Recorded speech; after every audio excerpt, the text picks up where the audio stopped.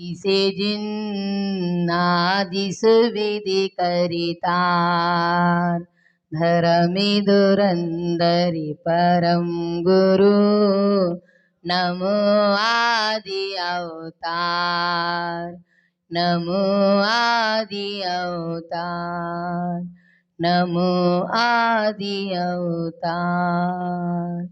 सभी जन जयकारा जोर से लगाएंगे। बोले खजाराट श्री आदिनाथ भगवान की। अभी भी आवाज में दम नहीं आया। बोले खजाराट श्री चंद्रप्र भगवान की। बासव गढ़ों से पूजे श्री वासुपूज भगवान की। बोलिए एक वेदी में विराजमान 1008 श्री शांतिनाथ भगवान की। जगत बंधु श्री पारसनाथ भगवान की। अंतिम तीर्थंकर श्री महावीर भगवान की। 2400 तीर्थंकर भगवान की। 1452 गणधरों की। बोले परम पूज्य गुरु नाम गुरु आचार्य श्री सुमति सागर जी महाराज की। संत श्रोमणी आचार्य गुरुदेव श्री 108 श्री विद्यासागर जी महाराज की।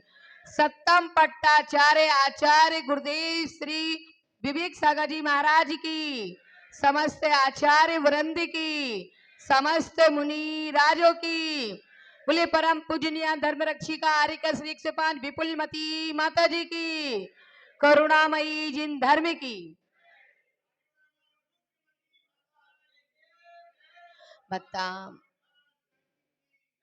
भक्तामरप्पिणति मूलिमणि प्रिवाणामुद्धोतिकं दलिति पापितमोभितानम्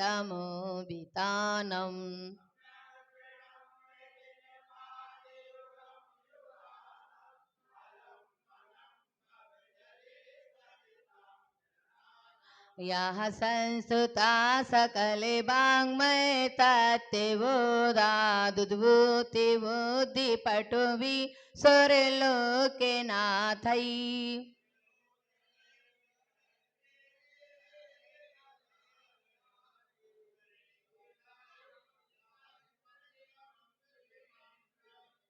बुद्ध्या विनापि विबुधाचिति पादे पीठे स्तोतुं समुद्धति मतिर्विगितत्र पोहम्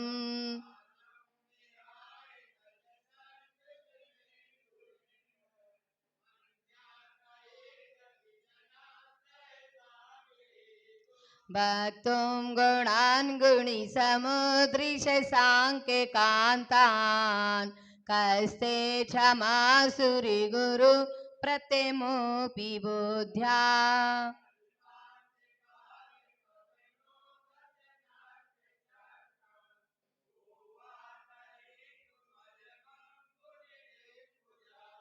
सोहम तथापि तविभक्तिवशान्मुनिसे करितुं स्तवं विगति शक्तिरपि प्रवृत्ता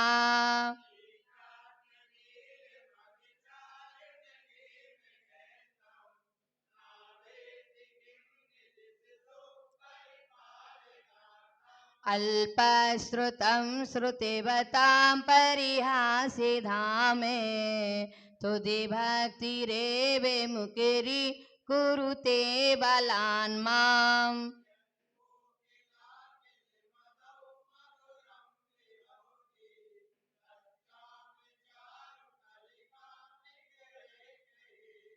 त्वत्शास्त्रवेन भवसन्तति सन्निबद्धम् पापं क्षणाक्षयमुपैति शरीरे भाजाम्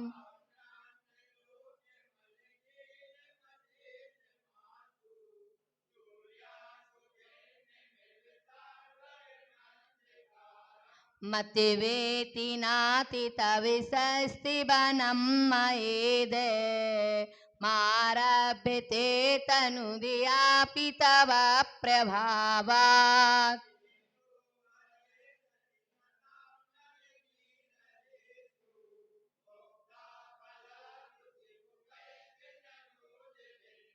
आस्तां तवस्ति वनिमस्ति समस्ति दोषं त्वत्सङ्केतापि जगितां दुरितानि हन्ति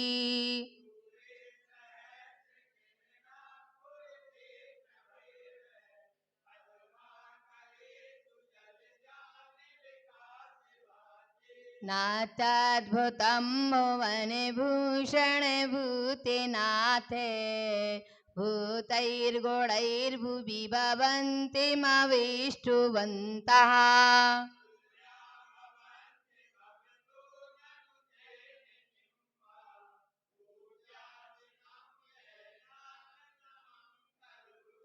दृष्ट्वा भवन्ति मनिमेषु विलोकनीयम् नान्यत्रितोषमुपयाति जनस्य चक्षु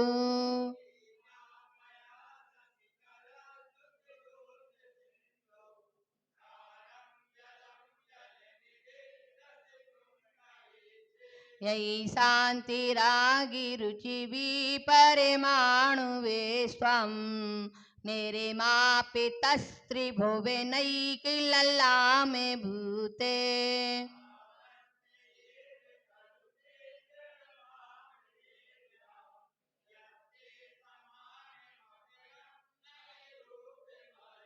वाक्त्रं कोते सुरेनरोरगिनेत्रे हरि निशेषे निर्जिति जगत्त्रितयोप्यमानम्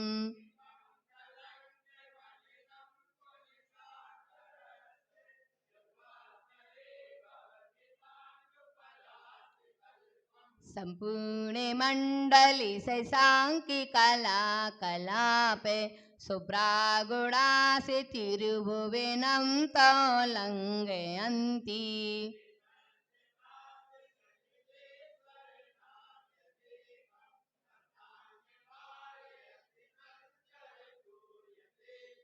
चित्रं किमत्र यदितेति त्रिसाङ्गेनावे नितं मनागपि मनो न विकारे मार्गम्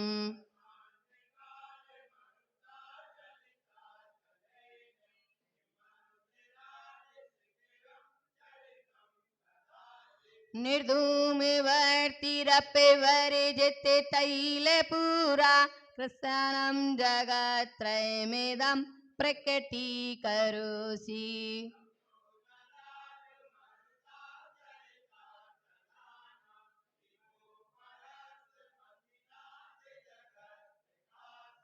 नस्तं कदाचिदुपि यासि नराहुगम्य स्पष्टीकरोषि सहसा युगिपज्जगन्ति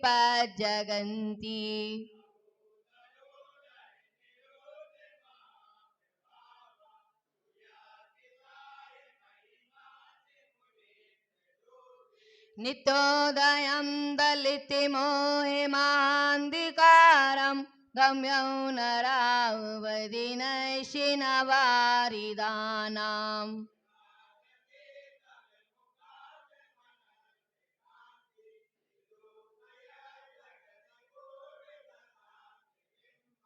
किं सर्वीरीषु शशिनानि विवस्वतावा यस्मन्मुखेन्दुदलिते सुतमासुनाते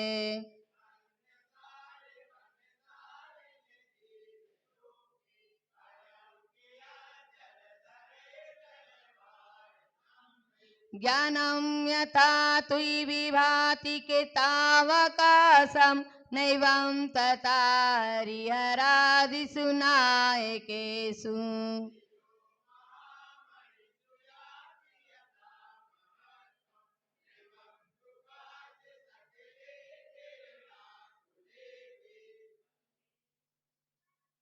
मन्येवरं हरिहरादये विदृष्टा दृष्टेषु येषि हृदयं तुयितोषमेति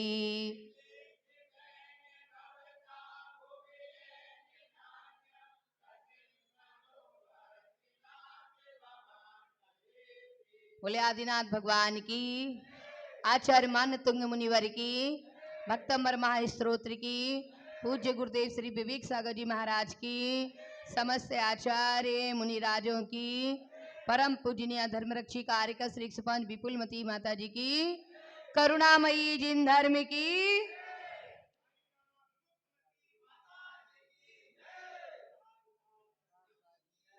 बोलो स्त्री प्रणाम। इस अकेला अकेला सा को ले बोले इससे त्री, इससे त्री णाम, 3 पार्टों में बांटना। इस अलग कर देना, त्री अलग कर देना, णाम अलग कर देना। बोलो स्त्रीणाम। टिक लगाते हो कि नहीं आप लोग? क्या आपके में लगा हुआ है? नहीं लगाए तो थोड़ा सा पेंसिल ला लिया करो, डॉट पेन, डॉट पेन लाया करो और उसको टिक टिक लगा लिया करो। तो उससे क्या रहता है, कौन कितना इधर लेना है, कौन इधर लेना है, कैसे पढ़ना है, याद बना रहता है। और जब तक बुद्धि में नहीं डालोगे जब तक आएगा नहीं। तो थोड़ा थोड़ा सीख लेना चाहिए। थोड़ा एक बगल में पेंसिल भी डाल लाया करो। जिनमानी तो मंदिर की है तो कम से कम पेंसिल घर की ला लिया करो, है कि नहीं? ना तो यही रख दो इकट्ठी, छोल छाल के 10-20 ले लो, उठा लीजिएगा।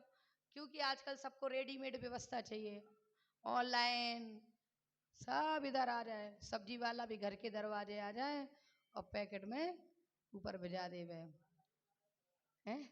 सब तो आने लगा, देख रही हूँ मैं, सब कुछ देख रही हूँ।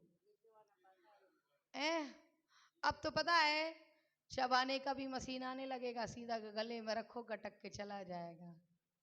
लेकिन गले से तो लेना ही पड़ेगा, और कोई सिस्टम नहीं अंदर भोजन आदि ग्रहण करने का। पुरुषार्थहीन नहीं, पुरुषार्थवान बनो। क्या कह रहे? आज मैंने देखा है पेट में छेद करके एक प्लास्टिक की बोतल में वो कोई पानी रहता है लिक्विड सा, और फिर उसको लगा दिया जाता है। ना तो 1 नंबर जा रहा है आदमी, ना 2 नंबर जा रहा है, ना तो उसको जंगल जाना है, ना उसको 1 नंबर जाना है। उसी से भरा और उतने घंटे में उसके बाद दूसरी से रिटर्न हो गया। ऐसी ऐसी अवस्थाएं देखने को आ रही हैं। तो ऐसी अवस्था कभी ना आए। क्यों नहीं आए? जो दूसरों का हिस्सा लेकर के खाता है उनको ऐसी रोग होता है। इसलिए कभी किसी का खाने पीने में हिस्सा नहीं मारना चाहिए। जैसे किसी का रखा है और अपन ने खा लिया तो भस्म व्याधि आदि रोग होते हैं, पेट आदि छेड़पेड़ होते हैं। खाते हुए में से अपन उल्टा सीधा बोल देते हैं, थाली फेंकते हैं, अन्न का अपमान करते हैं, नाली में फेंकते हैं और दूसरों को नहीं खाने देते हैं, तब ऐसी दिक्कतें आती हैं। कब आती हैं? तब ऐसे जब अपन तीव्र पाप कर लेते हैं तो तीव्र पाप का फल अपने मुख में दाना नहीं जाने देता है।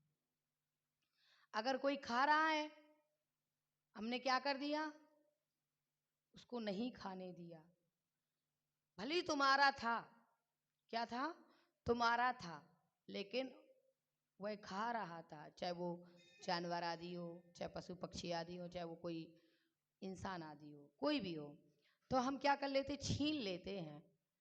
खाते हुए को भगाना नहीं चाहिए। क्या नहीं करना चाहिए? खाते हुए को भगाना नहीं चाहिए। और इतने में तो बहुत भी नुकसान हो सकता है। तो इसके लिए क्या करना चाहिए? पहले से ही पुरुषार्थ कर लेना चाहिए। आदिनाथ भगवान ने थोड़ा सा तो उपदेश दिया था। 6 घड़ी अनाज की रक्षा के लिए मूसका बांधने का आदेश दिया था। क्यों दिया था? क्योंकि जब दाएं दी जाती है उसमें से अनाज निकाला जाता है, तो वो खाएंगे और वो चलेंगे नहीं, वो खाने के लिए मुख में बार बार जाएंगे। तो उन्होंने कहा कि उतने समय तक उनके लिए पहले खिला पिला दो, बाद में उनके मुख पे सीका बांध दो, फिर खोल लेना। तो 6 घड़ी मूसका बंधने के बाद वह 6 महीने उदय में आया। और अपन लोग तो कितना सारा करते रहते हैं, कितना सारा कर लेते हैं। सोचिए, सुबह से शाम तक कोई गाय होती है तो कितने डंडे बरसाते हैं। बीच में बोलना भी पड़ जाता, भैया कम मारो कम मारो। भैया डराना तो कोई बात नहीं है, डराने से तो कोई दिक्कत नहीं है, लेकिन मारने से ज्यादा हिंसा है। तो पहले क्या करो, आपको पता है कि गायें आएंगी तो आप पहले से सुरक्षित रखिए अपने सामान को। पहले से इतने लापरवाह ना बनो कि गाय और भैंस को बहुत मारना पड़े, है ना? ऐसा पाप अर्जन नहीं करना है, ना तो स्वयं भोगने में आएगा। जब भगवान को नहीं छोड़ा तो हम किस खेत की मूली है क्या? कोई बिसात है भगवान के आगे? जो स्वयं उसी भाव से मोक्ष जाना है उनको कर्मों ने नहीं छोड़ा, तो हम तो भैया वैसे दीर्घ संसार से भटकते आ रहे हैं। तो हमारा क्या होगा? हमें तो बंधन से छूट जाना है। तो बोलो स्त्री राम सतानी, सतानी सता अलग करके नी अलग कर देना, सतानी। सत सो, सत सो जनयंती, बोलो जन यंती, 3 पार्टों में बोलो, जन यंती, जनयंती पुत्रान। अब एक छोटा सा त्रा में से एक छोटा सा ता निकला है, साइलेंट, पुत्रान। क्या बोलेंगे? हाँ, बोलो नान्या, नान या, नान्या, सुतम, सुतम, सुतम, त्वे दू, त्वे दू, पमम, तदु पमम, तदनु, बोलो तदु, बोलो त्वे दू पमम, जननी, प्रसूता, प्रसूता, शर्वा दिशो ददती भानी, सहस्त्र, सा और हा और सा एक तरफ पे कर दो, त्र अलग कर दो, सहस्त्र, रश्मिम, रस मिम, बोलो सर्वा दिशो, सर्वा अलग कर देना, दिशो अलग कर देना। कोई अपनी बच्ची का नाम सर्वा भी रख सकता है, शर्वी भी रख सकते हैं, शर्वा भी नाम, अच्छे नाम दो। इक्का का दुनिया भर के रखने लगे हैं आजकल, जिनका कोई अर्थ नहीं है, कोई दूर दूर तक। का रखते हैं? अरे उनका तो फिर भी कुछ और भी इंग्लिश में चलने लगा है। अब दीपक तो देखो बे चमक रहा है आराम से, तो देखिए, बोलो प्राच एव, प्राच एव दिग जन यति, दिग जन यति, या सा तक पूरा ले लेना, बोलो दिग जन यतिस, फोर दंसु जालम, प्राच एव दिग्जन यतिस्फुर दंसु जालम। फिर से तोड़ के पढ़ाते, ध्यान से सुनना, बोलो स्त्री नाम सता नी सत सो जन यन ती पुत्रान, नान्या नान या सुतम, तदनु, बोलो तदु पमम, तदु पमम, जननी प्रसूता, शर्वा दिशो, सर्वा दिशो ददती भानी, सहस्त्र रश्मिम, प्राच एव दिग्जन यतिस्फुर, दिग्जन यतिस्फुर दंसु जालम, स्त्रीणां सतानि सतिसो जनयन्ति पुत्रान्,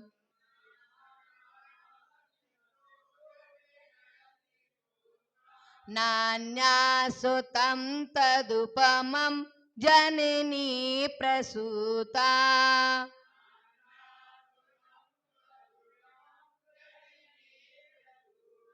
सर्वादिशो ददति भानि सहस्र रश्मिम्,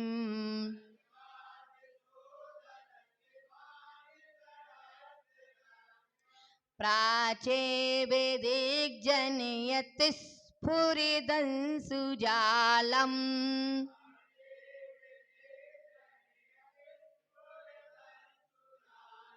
स्त्रीणां सतानि सतितो जनयन्ति पुत्रान्,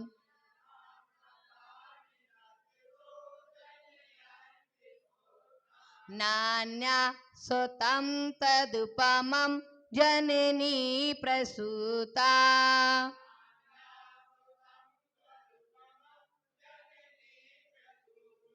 सर्वादिशो ददति भानि सहस्ररश्मिम्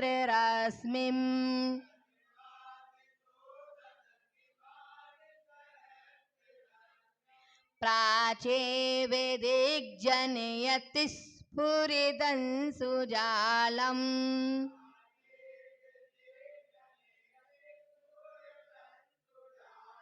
अब आप लोग पढ़िए भैया जी।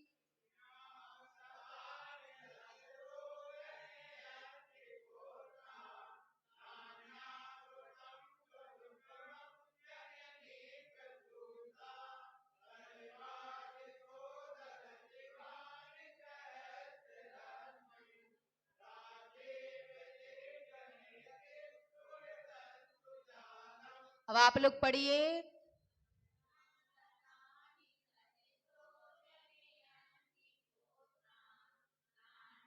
इतनी सारी महिलाओं की आवाज थोड़ी सी आ रही। काय देवी जी हरो तनक तुम लोग भी आवाज निकालिए। जो जो से पढ़िएगा फिर से ट्राई कीजिए।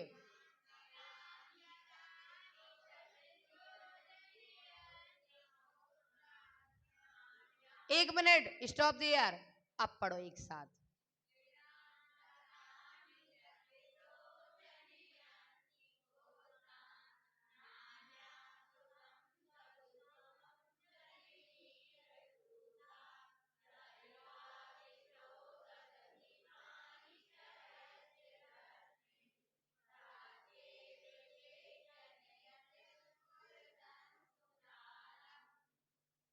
कुछ आया कि नहीं? आया? आपको आया है अच्छे से? आप लोगों के लिए बोलिए आया। तुम तो बोलोगे नहीं क्योंकि आता है। आया तो अच्छी बात, नहीं आया तो फिर से पढ़ाए। कहाँ कहाँ नहीं आ रहा है तो बता दो, वहां तोड़ के पढ़ा देंगे। तो आज 22वां है। इसका अर्थ बाद में समझाएंगे कब, जब हम कथानक कह लेंगे। बोले पंच परमेष्ठी भगवान की। जीवन बदल दिया एक क्षण में धर्मशील कल्याण श्री ने उन दोनों के साथ सभी का। एक कल्याण श्री नाम की कौन थी? कन्या थी। उसने एक क्षण में जीवन बदल दिया। एक क्षण लगा। कितना क्षण लगा? एक क्षण लगा और उनने अपना जीवन बदल दिया। तो आज हम समझेंगे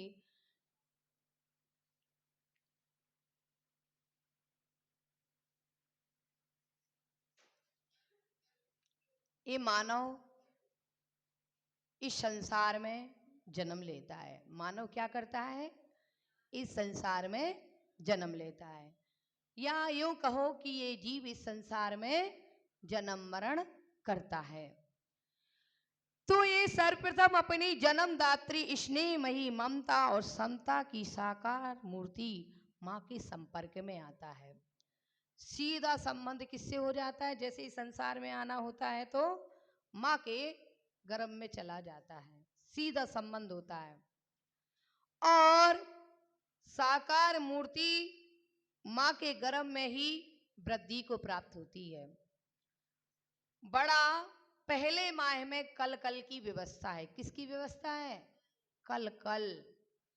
नरक में पहले बिल में उसका नाम भी है, पहले पटल का नाम कल कल नहीं, कल कल, जिसमें जीव का उदय होता है। जहां से भी जीव चय के आता है माँ के गर्भ में पिंड के रूप में होता है, उसको बोलते हैं कल कल। क्या बोलते हैं? कल कल। उस समय उसका कोई आकार नहीं होता है, बस एक पिंड का आकार होता है। आप सौरभ सागर महाराज जी की पुस्तक पढ़ना, दहकते अंगारे।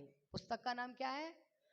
दहकते अंगारे में पूरा चित्र सहित विवरण आया है कि पहले गर्भ में बच्चा कैसा रहता है, दूसरे में कैसे रहता है, तीसरे में कैसा। भ्रूणहत्या पर लिखा हुआ है। किस पे लिखा हुआ है? भ्रूणहत्या पर। दहकते अंगारे। जैसे जो माएँ अपने गर्भ में बच्चे आ जाते हैं, अब उनको नहीं चाहिए, ज़्यादा कन्याएं हो गई, अधिक पुत्रियां आदि हो गई, तो क्या करवाती हैं? भ्रूण हत्याएं कराती हैं। तो कहती हैं कि पेट में जीव है 2 महीना का 3 महीने का है तो पाप नहीं लगता है, सोच है लोगों की। लेकिन ऐसा नहीं है, पहले माह में ही जीव उदय में आ जाता है और उसको हटाना पाप है, उसके टुकड़े टुकड़े करा देना बहुत बड़ा पाप है। जैसे जैसे आप टुकड़े कराओगे वैसे वैसे तुम्हारे भी टुकड़े होंगे। अगर वो जीव भूत बन गया, व्यंतर बन गया तो तुम्हें परेशान करेगा, नरक में चलेगा जाएगा तो तुम्हें आगे चल कर के किसी भाव में आकर के शत्रुता करेगा। और जो व्यक्ति पंचेंद्रिय जीव की हिंसा करता है वो नरक में जाता है। जो महिलाएं और जो अभिभावक ऐसी अनुमोदना करते हैं वे दोनों ही नरक के स्वामी बनते हैं। नरक के स्वामी जान गए, नरक के पात्र बनते हैं। इसलिए बच्चा नहीं चाहिए हो अधिक तो पैदा मत करो, बच्चों को पेट में मत मरवाइए, महान पाप है। जीवन तो थोड़े समय के लिए मिला है लेकिन नरकों में तो अपार दुख है। मनुष्य पर आए तो 100 साल की, मात्र 60 साल की, कोई की 40 की, कोई की पक्का ही नहीं है, कोई जन्म ही नहीं ले पाता, पेट ही में मर जाता है, कोई जन्मते ही मर जाता है, कोई साल 6 महीने में मर जाता है, कोई 100 साल हो गई है मैं मृत्यु मांग रहा तो नहीं आ रही है, ऐसा भी है। तो आयु कर्म किसका कितना है सब इससे अनभिज्ञ हैं। क्या है, इससे अनभिज्ञ हैं। फिर भी कुंडलियों के माध्यम से, फिर भी ज्योतिषियों के माध्यम से जान लिया जाता है कि इतने इतने समय की आयु, लेकिन वो भी फिक्स नहीं बताते। कभी भी आल पा सकती है, क्या आ सकती है, कभी भी आल पा सकती है, कभी भी जीवन समाप्त हो सकता है। कोई भी घटना घट जाए, तुम कहीं जा रहे हो पत्थर गिर जाए सिर पर तो जहाँ प्राण शक्ति वास करती है वहाँ मर्म स्थान पे गिर गया तो क्या हो गए, काल के गाल में समा गए। कभी चढ़ते चढ़ते फिसल गए, फिर चोट लग जाए, तो कहीं पर भी कुछ भी हो सकता है। पल का भरोसा नहीं है, एक क्षण का भी भरोसा नहीं है। इसलिए बहुत आदमी कहते हैं पहले कीचड़ में पैर रख लो बाद में धोते रहेंगे, पहले पाप कर लो बाद में बुढ़ापे में धो डालेंगे, कछु पता नहीं है। इसलिए इतने पापी ना करो कि बाद में कीचड़ में पैर रख, मतलब पानी से धोना पड़े, इतना पाप नहीं करें, कीचड़ में पैर रखें, पहले से ही बचाव रखें। तात्पर्य है कि हमें हर समय सज्ज रहना है और सजग रहना है, हमेशा तैयार रहो, मौत आए और हमें ले जाए छुटिया पकड़ करके तो अफसोस ना हो। जीवन में ऐसे कुकर्म नहीं करो कि तुम्हारे जाने के बाद लोग कहेंगे तुम अच्छे ट्रक गए। कुछ समझ रहे हो कि नहीं, 4 जन रोने वाले भी ना मिले, कंधे देने वाले भी ना मिले, तो ऐसे कर्म नहीं करें कि यहीं पर भी तुम्हें साथ देने वाले ना मिले। इसलिए शांति का और सौम्यता का परिचय दो, पुरुषार्थवान बनो। क्या बनो, पुरुषार्थवान। छोटी छोटी सी बातों पर हम बहुत बड़ा संसार बना डालते हैं। क्या डालते हैं, बहुत बड़ा संसार तैयार कर लेते हैं। कहते मैं आगे बताऊंगा, पता चलो कि तई मिट गए हो, बाद में दूसरे भाव में फिर तुम्हें बतावे आ गए, तो बढ़ा लिया संसार। जैसे सीता का जीव और रामचंद्र जी और रावण का जीव, सीता ने कहा था कि अगले भाव में जाकर के तुम्हारी मृत्यु का कारण बनूंगी, कितने भाव हो गए, उन्हें दीक्षा ले ली, सब कुछ बदलती रही। आखिर वो जब सीता जब उनका जन्म आया, जनक की पुत्री हुई, तो निमित्त ज्ञानी ने बता दिया कि जनक की पुत्री सीता और रामचंद्र दशरथ के पुत्र रामचंद्र जी के द्वारा उनके पुत्र लक्ष्मण वो निमित्त बनेगा और मृत्यु रावण की इस कारण से होगी।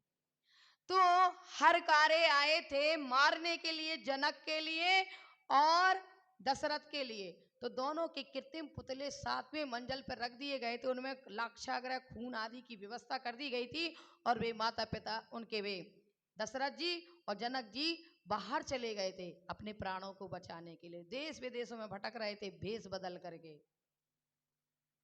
इतना पता चल गया था कि मेरी मृत्यु इनके द्वारा कही गई, जब उनके बाप ही नहीं होंगे तो बच्चा कैसे पैदा होंगे, तो मार डालिए।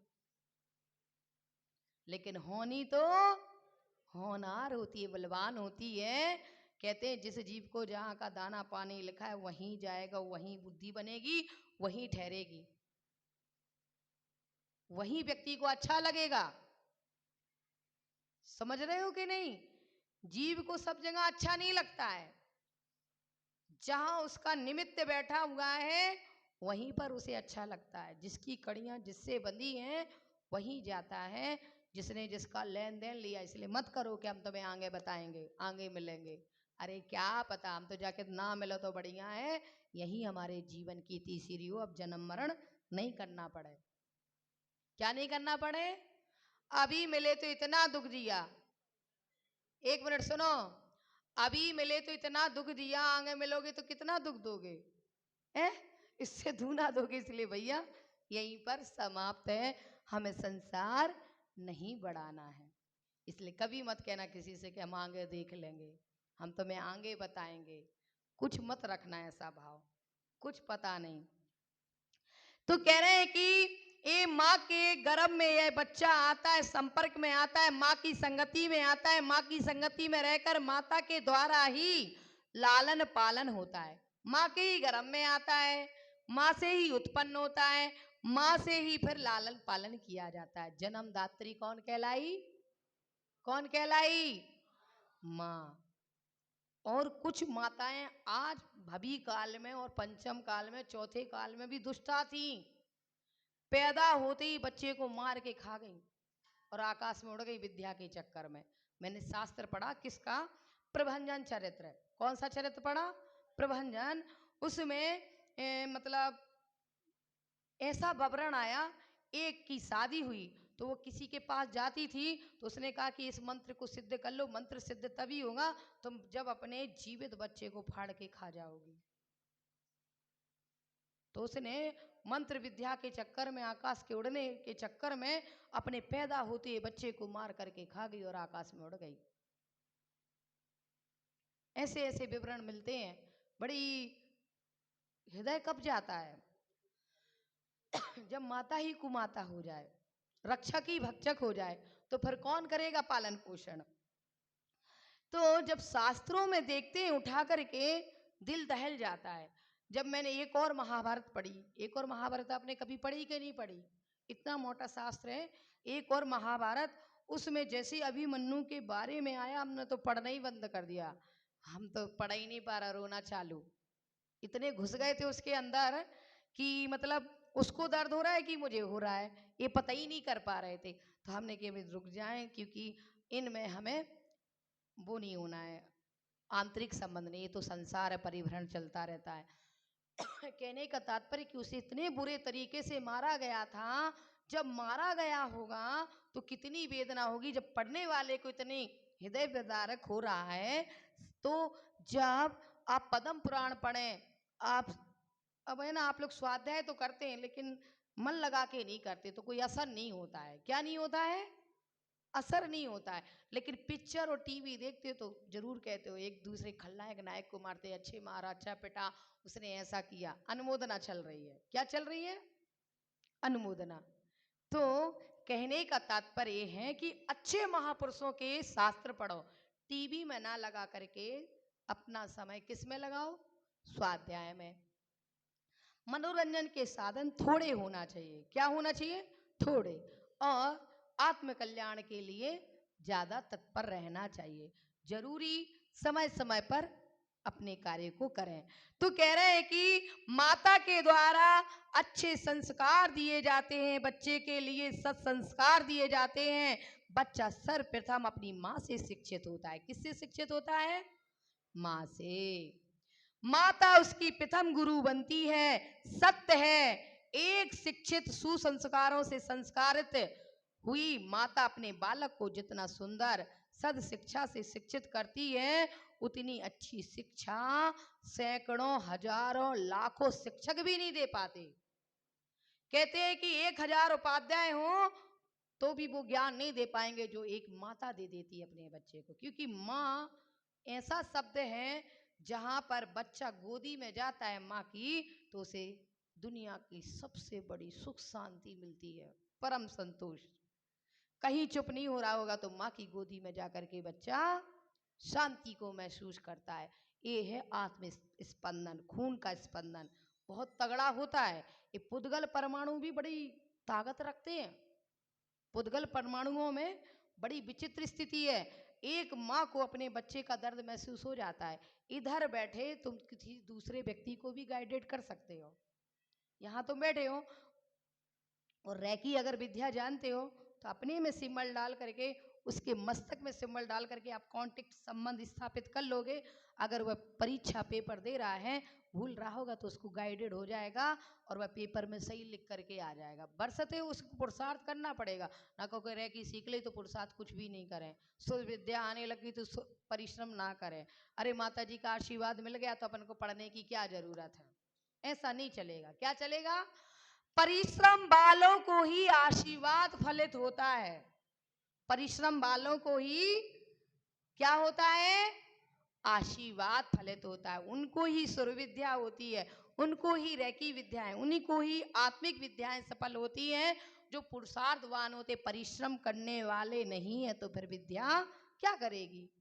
जब तुम मटका रखे हो, मटका में पानी नहीं भरो तो उसमें से भरोगे, पियोगे कैसे? और अगर टूटो मटका है तो पानी भी भरत रहा तो कोई मतलब का नहीं, सारा बह जाएगा। तो ये बुद्धि भी पहले के आचार्य महाराज बहुत अच्छा पढ़ाते थे। ऐसी ऐसी विद्या पढ़ाते थे कि छोटे सा छोटा बच्चा बुद्धिमान हो जाता था। आज हमारे बच्चे 8-8, 9-9 साल के हो जाते हैं, वे कुछ समझ ही नहीं रहे। दुनिया का खाना पीना सब समझ रहे हैं लेकिन आत्मकल्याण के बारे में नहीं समझ रहे। और तो सब समझ रहा है, कैसे बोलना चाहिए, कैसे जवाब देना चाहिए, कैसे मार के आना चाहिए, कैसे चीज छुड़ाना चाहिए, कैसे छीनना चाहिए, कैसे लेना चाहिए। ये तो सब गर्भ से सीख के आ रहा है क्योंकि मम्मी ने सिखा दिया। किसने सिखा दिया? गर्भ में माँ ने ही सिखा दिया। लेकिन माँ ने ये नहीं सिखाया कि शांति से कैसे बैठना है। कभी कभी माता पिता की भी गलती होती है। बच्चे को गर्भ में ही संस्कार दिए जाएं। किसके संस्कार? अच्छे जीवन जीने के। गर्भधान संस्कार लिखवाया था ना पहले, सबसे पहले 16 संस्कारों, ये गर्भधान का संस्कार। जैसे ही शिशु घर में आए तो पूजा पाठ में लग जाओ। बुरे लोगों की संगति मत करो। अगर मांसाहारी की संगति करोगे तो मांस खाने में भी तनक नहीं हिचकिचाओगे। कसाई की संगति करोगे तो काटने के भाव रखोगे। अगर तुम तेली की देखोगे तो पेरने जैसे भाव होंगे। कोई कूट रहा होगा कपड़ा, उसको बराबर देख लो। अगर तुम्हारे गर्भ में बच्चा है, अगर तुम किसी की प्रक्रिया को देख लोगे बराबर तो वो दिमाग में भर जाएगी। बच्चा वैसा ही काम करने का शुरू कर देगा। कहेगा हम तुम इतना कूटेंगे तो कपड़ा की तरह खींच देंगे। ये संस्कार कहाँ से आ गया? गर्भ में ही ले लिया था उसने। तुमको तो पता ही नहीं चला, तुमने तो गौर से देखा और काम हो गया कुछ काम। तो इसलिए जब गर्भ में शिशु आए तो माता के लिए इधर विधर नहीं विचरण करना चाहिए। गलत जगह का संसर्ग नहीं करना चाहिए।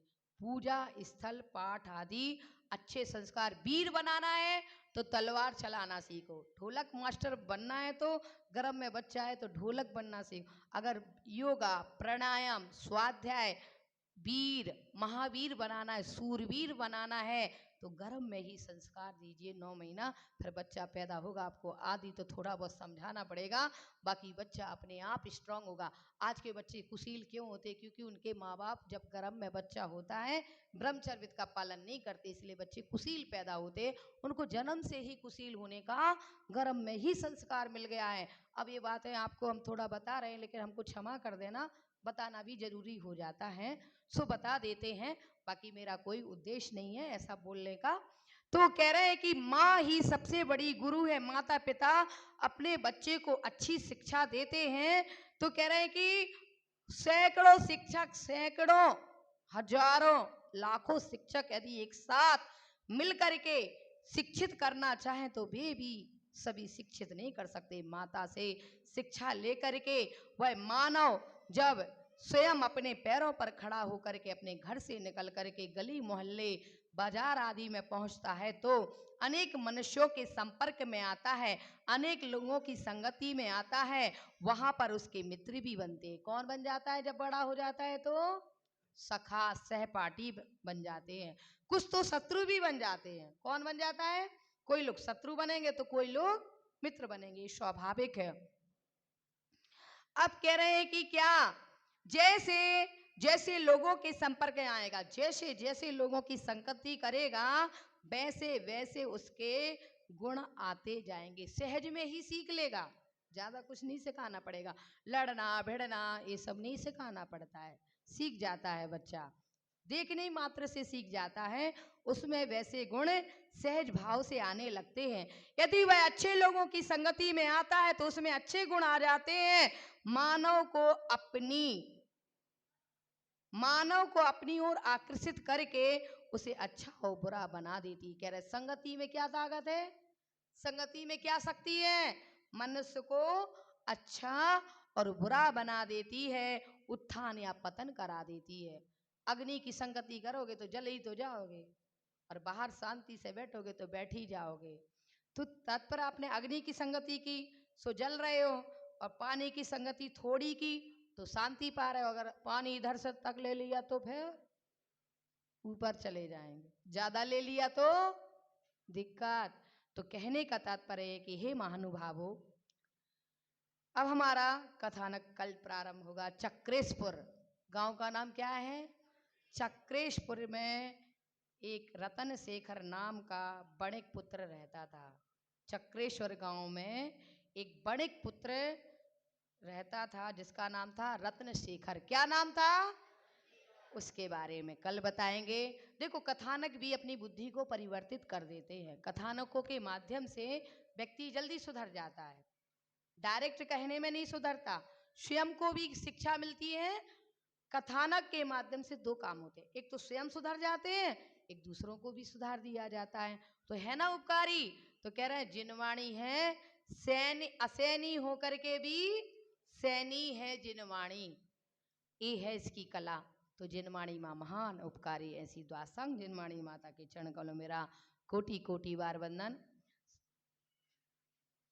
चलिए जिनवाणी माँ की स्तुति के लिए खड़े हो जाएंगे।